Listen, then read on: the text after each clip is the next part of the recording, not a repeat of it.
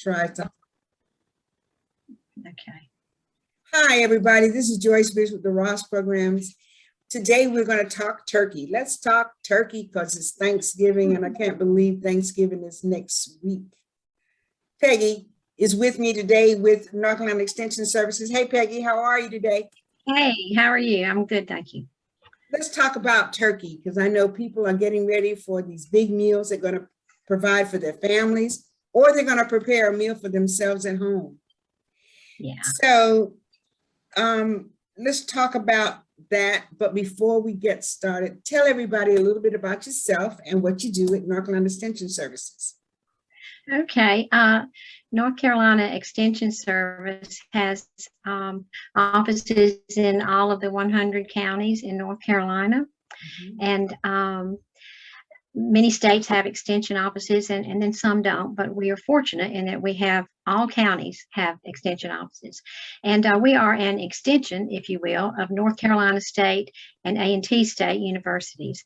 And the reason that's important is because they're both heavily involved in research of various kinds, some agricultural and a lot of other entities. But today we're talking nutrition and food safety, and those are areas that they particularly focus on. That is so good. And we do need that information about staying safe. So we're going to talk about turkeys. So okay. We're going to talk about preparing a meal, and we can use different kinds like a breast, turkey breast, a hen, or either a turkey, a tom turkey, right? Tom turkey, yes. Yeah. So tell us a little bit what you want us to know about those kinds of meat. Okay.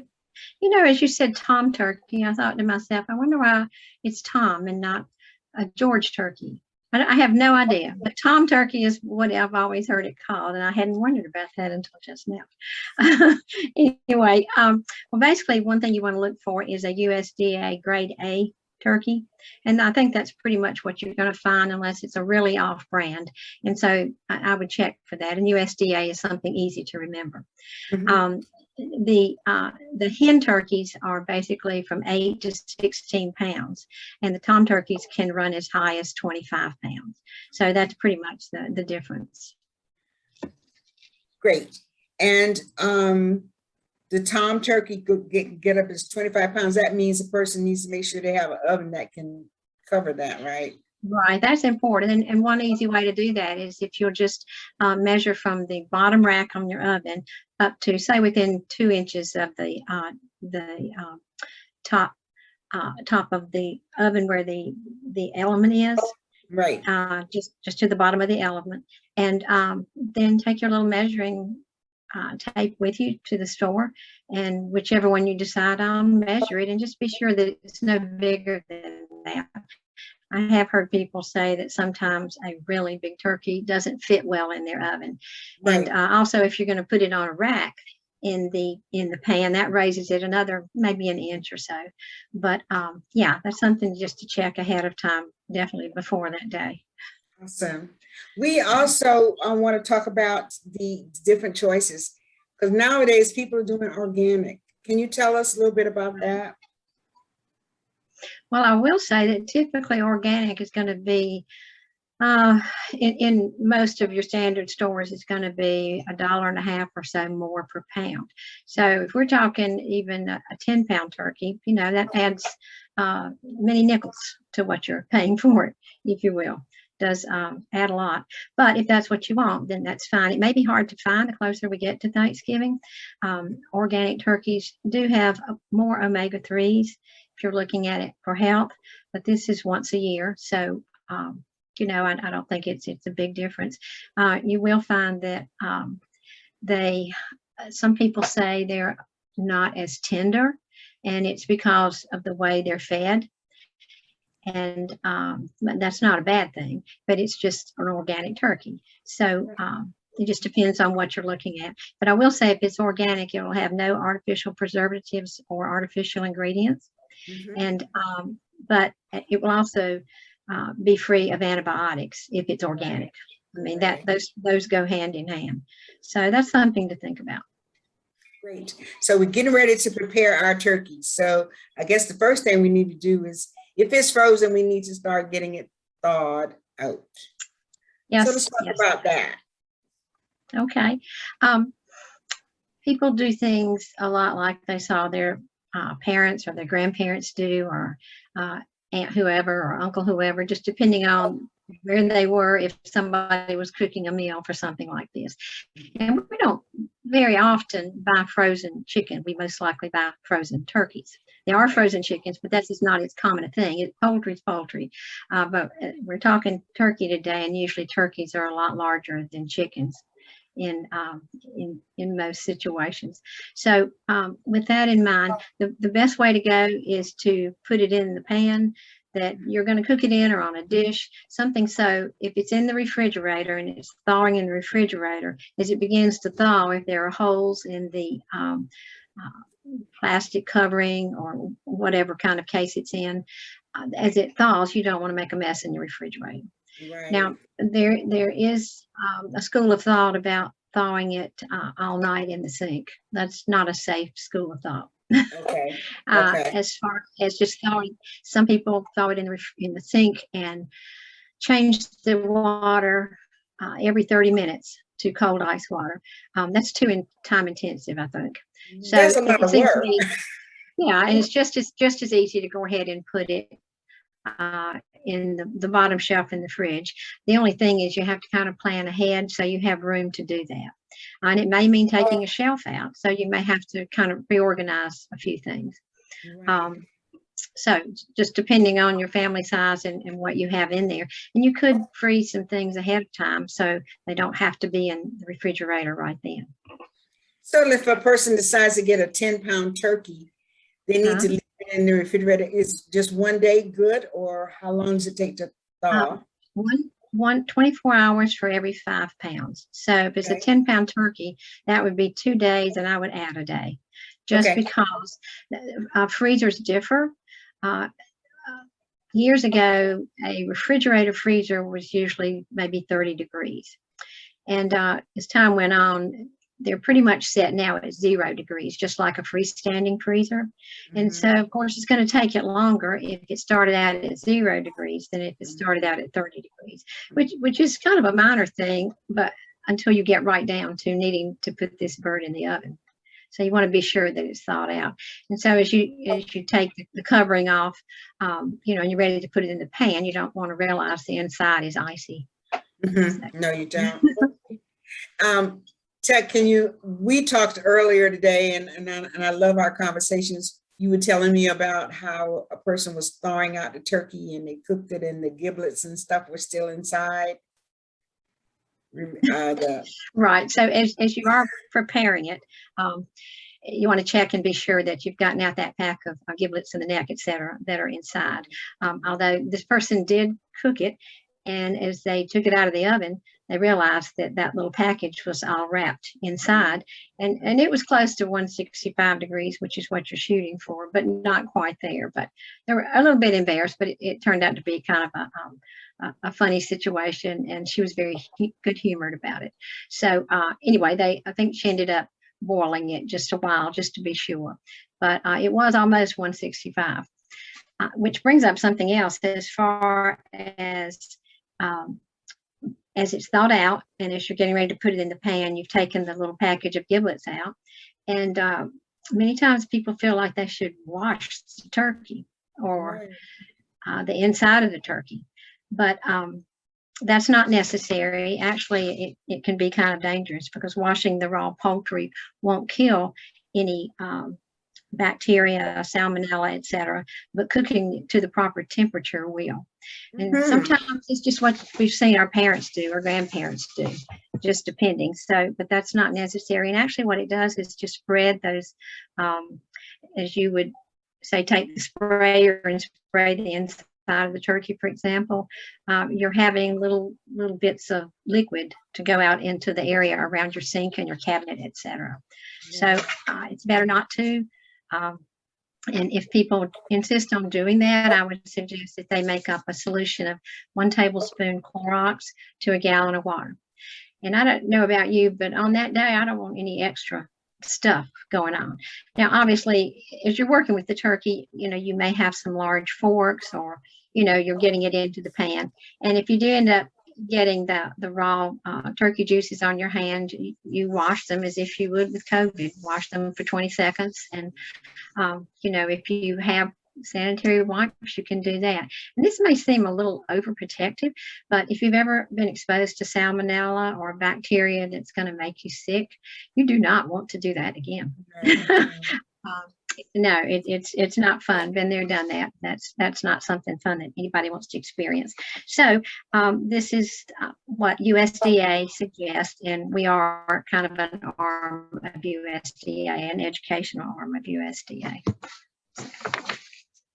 So you were telling me you were talking about the temperature that it needs to be, because your friend cooked the giblets in the bag in the chicken, and you said you tested the temperature. How do most people test? Yes. Okay. There are different kinds of food thermometers. You want to be sure first that it's a food thermometer, and if it's a food thermometer that's really meant to be used for food. I don't know if you can see this or not, but this is 0 to 220 degrees. Now, obviously, you're not going to cook a turkey to 220 because you'd have just a piece of leather. That would not be fun. But this allows you to check to see how accurate this is. Okay. And there are some things you would cook more than 165, like there's some food dishes that say, cook it to 385 or something like that, just depending on what it is. But for our intents and purposes today, you can verify the temperature on this thermometer. Now, these are not expensive thermometers. I do have a digital thermometer that I'll show you in just a moment. But with these, some of these can be recalibrated, but most of them cannot. It's just you have to verify it yourself. And the calibration, people say it's a little difficult to get it just right and to be sure you've done it right. But to verify this, you can just boil some water in the microwave, and maybe use like a Pyrex glass measuring cup or something that you can boil that water. And as soon as you see it start to bubble and boil, then take it out and put this in it. Now, be careful not to touch the glass with this, because the glass is going to register hotter than the water in the glass. Just somewhat, but you're trying to get pretty close. Right. And so if you end up with just a pan on the top of your range, and that's how you're boiling your water, that's okay too. But again, just touch the water, and 2 or 3 inches, like you would if you were checking the temperature on this turkey that we're talking about.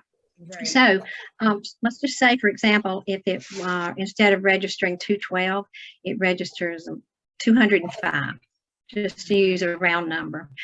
Okay, so that tells you it's 6 or 7 degrees off, give or take, because sometimes with the little digits you can't tell exactly. So 5, 6, 7 degrees off.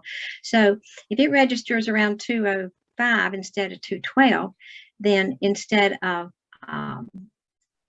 when you test the turkey, instead of having it register at 165, you want to shoot for 170, because you need it 5, 6, 7 degrees hotter. Okay. Does that make sense? It does. Okay, but that's verifying the temperature. And if it can be recalibrated, if you decide to go down to Walmart and buy a new one and it's off, it will probably have the calibration directions with it, and it may be easier on some of the newer ones that you can buy. Mm-hmm. This is I'll just turn it on. It's going to register like most thermometers when you turn them on, 888.88 or whatever. But basically, this will register within maybe 3 or 4 seconds, where when you're checking the temperature with this, it may take 20, 25 seconds. And that's not a big deal unless you're pulling it out every 10 minutes there at the end to check it. And then the temperature is falling, and the meat is cooling a bit.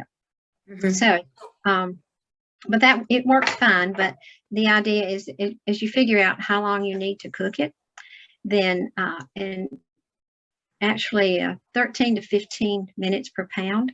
Okay. So kind of take an average there, and then in that last 30 minutes, you might start checking Okay. as to what the temperature is to try to get it to your 165 if you're verified, and it might be 170 if your thermometer's off, as we just discussed.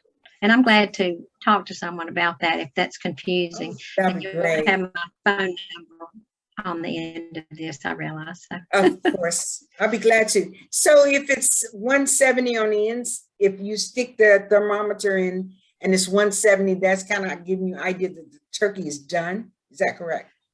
Well, the 170 would be if your thermometer only registers, 205 instead of 212. Okay. So, but because basically, but that's a good question, and I know that can be a little confusing, but basically you're shooting for 165 to be sure that this turkey is done. And as you're doing that, you want to, of course, the thickest part would be in the breast meat. So you want that to be 165, but also check the innermost part of the wing and of the thigh. Now, they're going to register a little differently, but you just want none of it to be less than 165, assuming that your thermometer is verified that, it's registering the correct number. So, Okay. And when you take it out of the oven, let it set for about 20 minutes before you carve it, and the juices will permeate a little bit more. And it also may end up heating it just a little bit more, but not a lot. It's not going to get cold, is what I'm saying. But you can cover it with a piece of foil if you just really want to, be sure you keep all the heat in. So the question that I have is to stuff it or not to stuff it. That is the question.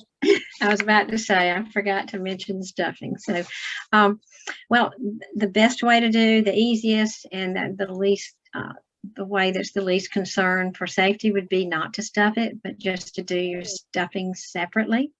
Okay. And the reason being that if it's a big turkey and you're trying to get the stuffing to 165, the breast meat may end up being 170, 172, just depending. But the point to that is not the numbers 1, 2, 3. Then it's more about getting the stuffing up to 165, because the raw juices on the inside of the turkey are going into the stuffing, and you want to be sure that it's cooked appropriately so none of your guests or yourself or your family gets sick.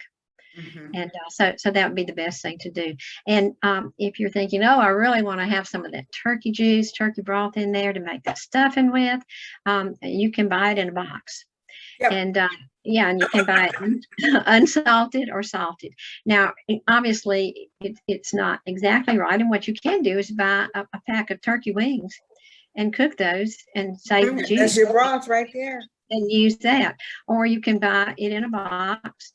And then you can use the leftover for making rice or steaming vegetables in the microwave or in a pot, either way. And it really gives it a lot more flavor, to be honest. Yeah, it does. It does. So, yeah, stuffing is some people's favorite more so than the turkey. So, but you can do a variety. You can even make it well, you can even cook it ahead of time and freeze it and then pull it out the night before. It's thawed out and it's ready to go in. And if you've got, 7 people in your kitchen, that's not really big enough for 7 people, that's one less dish that's a problem. And I wouldn't hesitate to ask people to, if they're bringing dishes, to, bring them prepared if they can, versus planning to prepare them on your kitchen counter, because there's not always a lot of elbow room, That's true. And most of my residents have smaller kitchens than normal. Yeah. So I understand that. I understand that. So now that you have gotten me so hungry, I got my turkey ready. I got my dressing in a separate pan. I'm getting ready to eat my vegetables, and I'm going to have my dinner. So now I got leftovers. Now, what do I do? Right. Okay. Well, you've cooked the turkey, and I would really put it in the fridge or separate it and put it in the freezer, whichever the case might be, no more than 2.5 hours. Okay. That would be max. And you'll find some sources out there that say, oh, up to 3.5. But what's the point? You know, some of the USDA sources do say 2 to 2.5. So I would stick to that, because really by that time nobody is still sitting at the table. They've had dessert, so they're gone. They're either in front of the TV, they're outside if it's nice, Right. Yeah. you know, or they've, you know, packed up and left with wonderful leftovers that you've given them to take home. And if that's the case, just be sure and refrigerate them if you know they're going to be around a while. I know you don't want to rush them out the door, but at the same time, you don't want those leftovers to sit on the counter for 3 hours while that last touchdown is made or whatever. At my house, it'll probably be cornhole boards. And to be on the safe side, be prepared. Make sure that you have foil, aluminum foil, Saran wrap, or either Tupperware dishes, so to speak, or dishes with the lid, so that you can store them in your refrigerator in smaller portions, so that you can have it for the next day or give them to your friends and family. And I'm glad you mentioned the Tupperware, and this would not just be for the brand name Tupperware. This would be for any plastic container. Exactly, and that's something I can think of. Yeah, I know. I think we're kind of in the same mindset, the same time frame, maybe. But any plastic container does not need to be in the microwave to heat food. You know, people used to do it all the time if it said microwave safe, but all that means is it's not going to melt. Right. Because it still may be made from chemicals that are activated with heat, and they interact with your food. So you can store it in there. And there's some people that prefer not to use the Tupperware, but you know, if you're not freezing it in there for eternity, then to keep it in there for a few days is not going to be a problem. But do not heat it in the plastic. Just transfer it to a glass bowl. Okay. And I know we can't. And if you've got an aluminum pan, disposable one, maybe you've had one and you've washed it and kept it for transferring food, just stick that in the oven, put a piece of foil on it, put it at 250 for 15 minutes, and it's probably good to go. But there again, that's where your thermometer comes in. You want to be sure those leftovers are heated to 165. And so, you know, that's always helpful. And you can delegate that, checking the thermometer temperature, to somebody else. Right. And you don't have to deal with. That's so true. That is so true. Give them something to do. I have one question about leftovers. How long can I keep them in my fridge? The information varies, but no more than 5 days is probably the best way to go. Max would be 6. And, you know, and that's assuming everything was cooked as it should be. And but that would be max. Some sources say 4, and then some other government resources will say up to 6. Mm-hmm. So again, it's a matter of your refrigerator. And it might be a good time to check the temperature of your refrigerator. You know, if you have that possibility, and you've already verified that this is a food thermometer, but once you've verified it, you can lay it in there and it should register. Probably it'll register around 35, 36, 37, something like that. But one thing I would point out as far as temperatures, if you can remember, 40 degrees, 140 degrees. Okay. Things need to be kept below 40 degrees or above 100 and actually 145 degrees. Really? So, but the 4s you can remember. So that's why if you take food out to a picnic, okay, that's fine. If it's 90 degrees outside, an hour is long enough. Right. Typically 2 hours outside, you know, on a normal day. And that temperature is going to fall below 140 degrees. I mean, right. Way below after 2 hours, and 2 hours and a half, it's really going to start falling. So that's kind of a time measure there. And if it's something you can put back in a cooler for a while, that works well too. But of course, in your home, that's where the temperature is going to start changing as your food sits out until you decide to refrigerate it. But freezing it's a good idea too, because you might want to break it up for separate meals, and that way you don't have to thaw the whole thing out at one time. Because once you thaw it out, you need to eat it or cook it and eat it.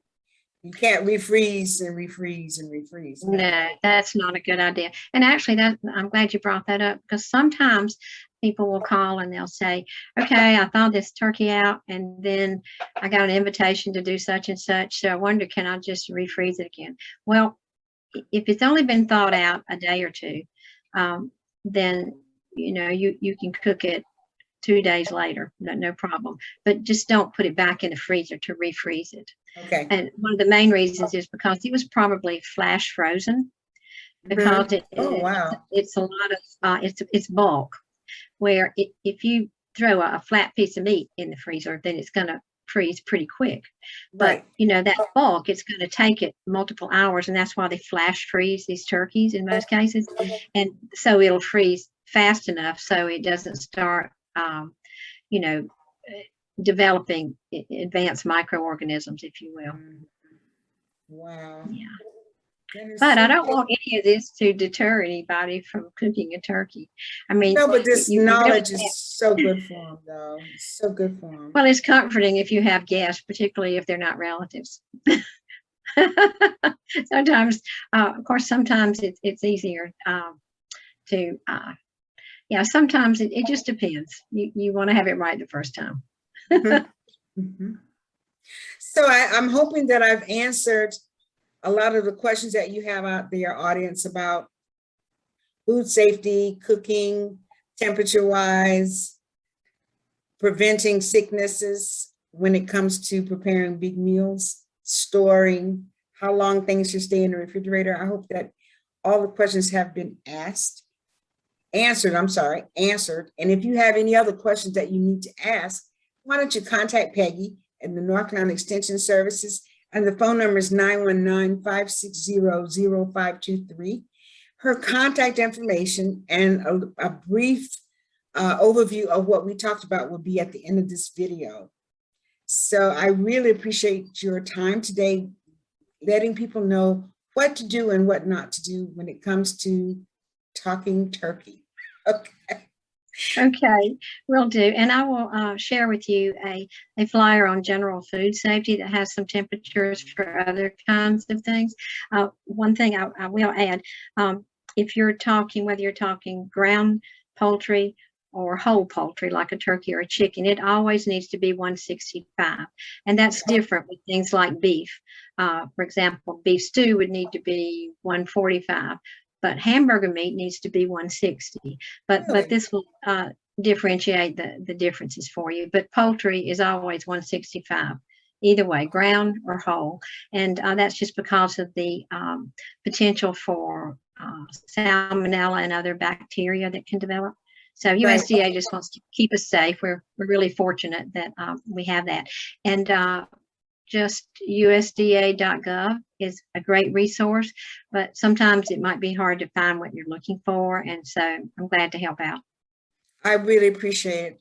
And for those in the audience, be prepared. Like we said, get the dishes with the covers, invest in a thermometer. I think they're $2 or $3 in Walmart or any grocery store or any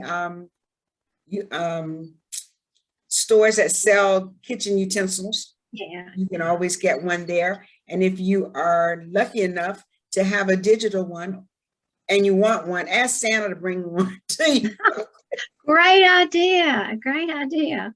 So the digital ones are wonderful. However, they do need batteries. So make sure that you have those on hand as well. So I really appreciate it. Is there anything else you'd like to say before we sign off? Thank you for inviting me. I really appreciate it. And I hope this has helped someone. It has. It's helped me. Terrific. It's helped me a lot. Now I know. Okay. Well, thanks so much again, Peggy. You take care. Okay. If I don't see you, have a good holiday. Okay. Yes. Yes. You too. Bye-bye. Okay, bye-bye.